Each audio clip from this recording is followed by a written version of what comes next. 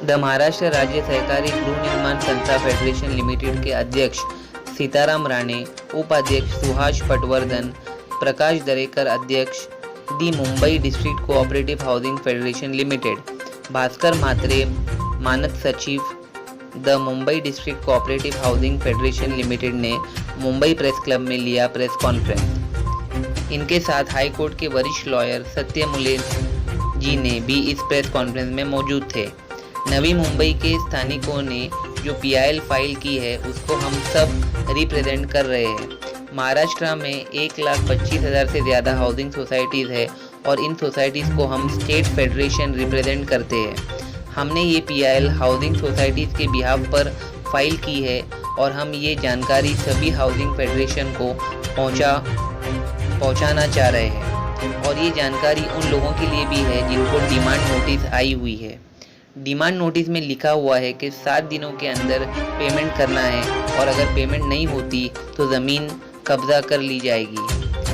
आगे उन्होंने कहा कि स्टेट गवर्नमेंट ज़बरदस्ती एनए टैक्स वसूल कर रही है।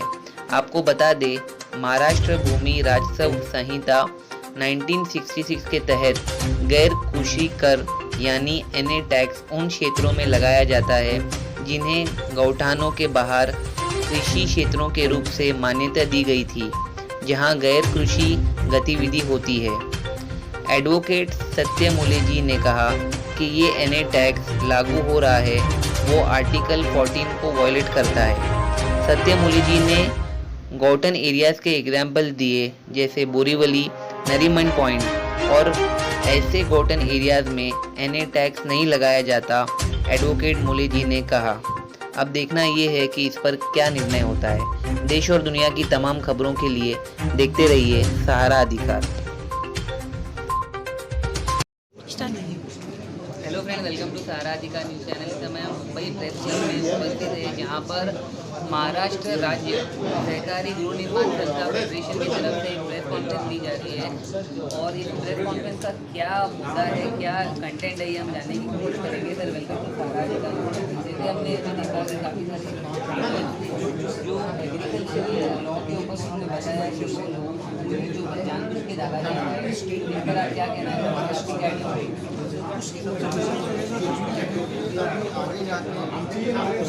सबसे पहले ये जो है कि यहाँ से आगे जाके फ्यूचर में इन जमीनों पे एग्रीकल्चर होने का कोई चांस नहीं है। तो अगर एग्रीकल्चर होने का चांस नहीं तो इसके ऊपर इसी तरह से खाना में पूरा महाराष्ट्र है जो एनए टैक्स है वही तरह से एनए टैक्स से हाउसिंग सोसाइटी इनइक्वालिटी भी है। गौठान एरिया जो है, गौठान एरिया वाले जो जमीन है उनके ऊपर एनए टैक्स नहीं है, उनके बगल में जो जमीन है उनको टैक्स लगाया जा रहा है एनए टैक्स। तो ये सबसे ऊपर इनइक्वालिटी की जो इनजस्टिस है इसके लिए पीआईएल की गई है बॉम्बे हाई कोर्ट।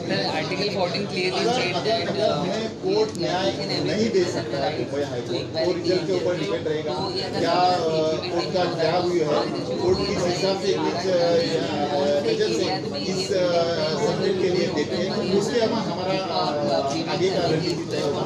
लेकिन गवर्नमेंट को या एग्जाम्पल बहुत बढ़िया एग्जाम्पल है। पुणे में जैसे शिवाजी नगर है और हमें मुंबई में जैसे गौठान एरिया है, बोरीवली गौठान एरिया है, नरीमन पॉइंट गौठान एरिया है। ऐसे जो एरियाज है जो बड़े बड़े अर्बन एरियाज हैं, फॉर एग्जाम्पल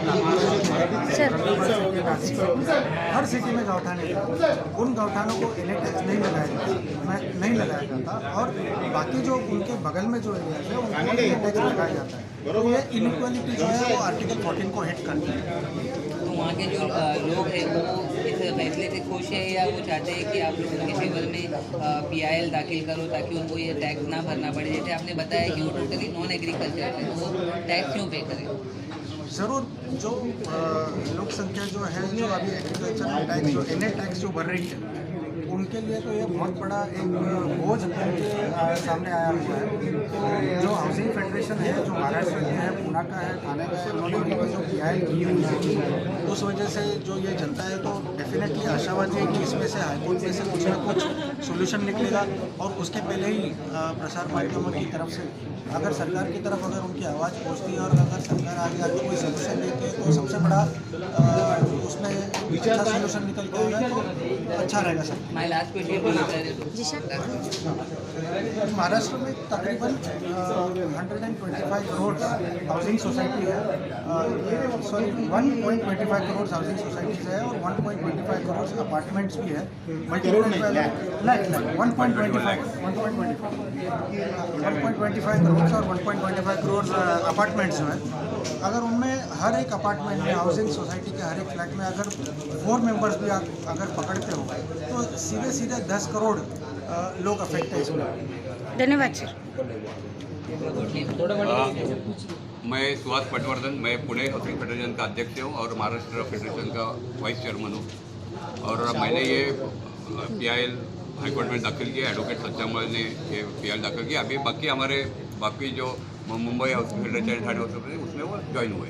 आपकी क्या एक्सपेक्टेशन है PIL दाखिल करने हमें के तो बाद? 100% आई एम कॉन्फिडेंट कि हमें तो 100 ये जस्ट एंड फेयर है, तो रीजनेबल ये डिमांड किए तो 100% ये होने वाला है। और से हमारे सर मेरा आखिरी क्वेश्चन आपसे ये है कि अभी सर ने बताया कि सरकार आप लोगों को अनदेखा कर रही है, तो क्या वजह है सर आप लोगों को ऐसा क्यों लग रहा है? ऐसा मेरा कहना नहीं है, क्योंकि ऑलरेडी महसूल मंत्री और उन्होंने संकेत दिया है कि वो चीफ मिनिस्टर से बात से कर रही है। पुणे के जो हमारे जो फाइनेंस मिनिस्टर है, डिप्टी मिनिस्टर, उनसे भी बात चल रही है।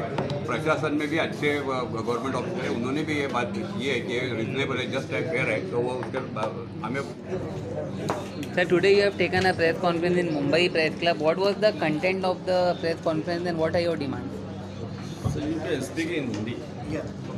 डिमांड ये सर थे कि हमने जो PIL फाइल की है बॉम्बे हाईकोर्ट में, एडवोकेट श्री प्रसाद परब, जो मैं महाराष्ट्र स्टेट हाउसिंग फेडरेशन के एक्सपर्ट डायरेक्टर हूँ, और नवी मुंबई और ठाणे की जो PIL फाइल की है उसको हम लोग रिप्रेजेंट कर रहे हैं। वो जो PIL फाइल की है उसकी जानकारी जो है वो सर्व जनता, मतलब हमने स्टेट फेडरेशन यानी क्या, तो महाराष्ट्र में 1,25,000 से ऊपर हाउसिंग सोसाइटीज़ है और इन हाउसिंग सोसाइटी को हम स्टेट फेडरेशन रिप्रेजेंट करते हैं। तो हमने जब ये PIL फाइल की है on behalf of all the housing federations, तो हम ये जानकारी जो है वो सभी हाउसिंग फेडरेशन को आपके ज़रिए से पहुंचाना चाहते हैं। और ये जानकारी इसलिए है क्योंकि जिनको डिमांड नोटिस आई हुई है, जो सोसाइटीज़ को आज सब डिमांड नोटिस वो लोग रेस कर रहे हैं, स्टेट रेस कर रहे हैं, उस डिमांड नोटिस में ये लिखा है कि विदिन 7 डेज आपको पेमेंट करना है। अगर आप इसे पेमेंट नहीं करोगे तो हम आपके लैंड के ऊपर जब्ती लेंगे, चार्ज करेंगे उसको। और इसीलिए हम लोग हाईकोर्ट में PIL फाइल करके ये मुद्दा उपस्थित कर रहे हैं कि जो नॉन एग्रीकल्चरल टैक्स है वो अर्बन एरियाज़ के लिए लागू ही नहीं पड़ता है, वो अनकॉन्स्टिट्यूशनल है। और इस कॉन्स्टिट्यूशन के प्रोविजंस के रिगार्डिंग आर्टिकल 14 जो इक्वालिटी का प्रोविजंस है, उस रिगार्डिंग हम PIL दाखिल करके बॉम्बे हाईकोर्ट से ये ऑर्डर्स ले रहे हैं कि इस एनी टैक्स को आप रद्द कीजिए। टोटल नंबर ऑफ टेनेंट्स कितने हैं जिनको ये टैक्स देने के लिए कहा गया है? यू सेड कि article 18 has equality of law, equality of right to justice, तो उसका क्या ये है? महाराष्ट्र में तक नहीं मिला है, हियरिंग है 4 अप्रैल को। फरवरी 2022 को मुंबई, नवी मुंबई और ठाणे ने PIL फाइल की है। उसके पहले दिसंबर 2021 में पुणे डिस्ट्रिक्ट की PIL फाइल हो गई है। दोनों PIL को क्लब करके 4 अप्रैल को फर्स्ट हियरिंग रखी हुई है। 4 अप्रैल तो मैं बोल रहा हूँ कि महाराष्ट्र में 1,20,000 25,000 करीब हाउसिंग सोसाइटी, उसमें करीबन 4 करोड़ 50 लाख लोग रहते हैं। अगर ये रिलीफ मिलेगा तो ये सब 4.5 करोड़ लोगों को रिलीफ मिल सकेगा।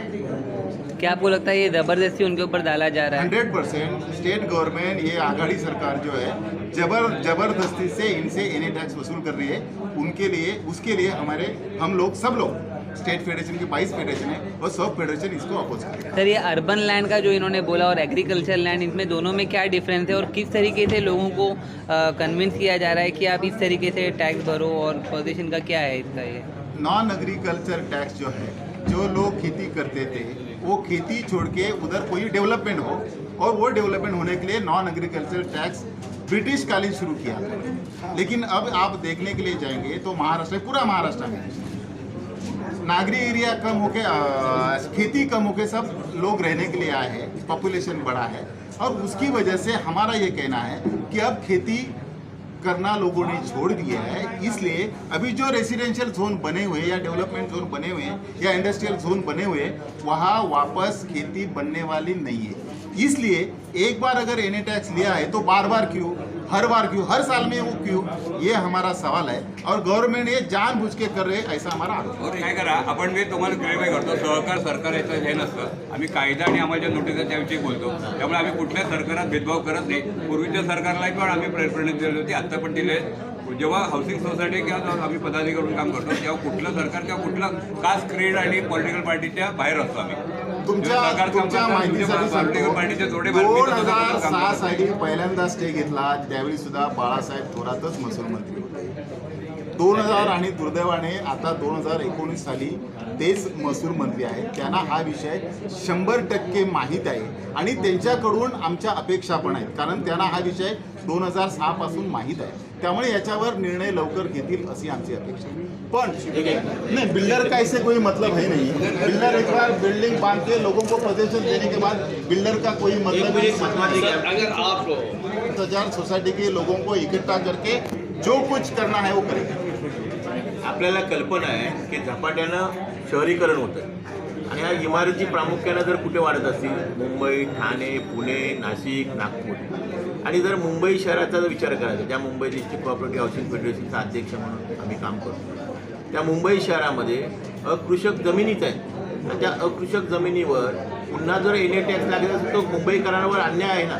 आणि शासनाचं, आमचं काय शासनाचं आणि आमचं वैर नाही, शासनाचं एक घर आणि 2 धोरण नाही झाली पाहिजे। ज्यावेळी जुन्या इमारतीचा पुनर्विकासाचा प्रश्न आहे, शहर पुनर्विकासाचा प्रश्न आहे, ज्यावेळी शासन सर्वसामान्य गृहनिर्माण सहकारी संस्थेमध्ये राहणाऱ्या लोकांना 500 स्क्वेअर मीटरचं ज्यावेळी आपला फ्लॅट आहे त्याला मालमत्ता कर माफ करतं आणि अनेक वर्ष जिथे घरं आहेत त्यांना अशा प्रकारचं एन ए टॅक्स पुन्हा लावलं जातं।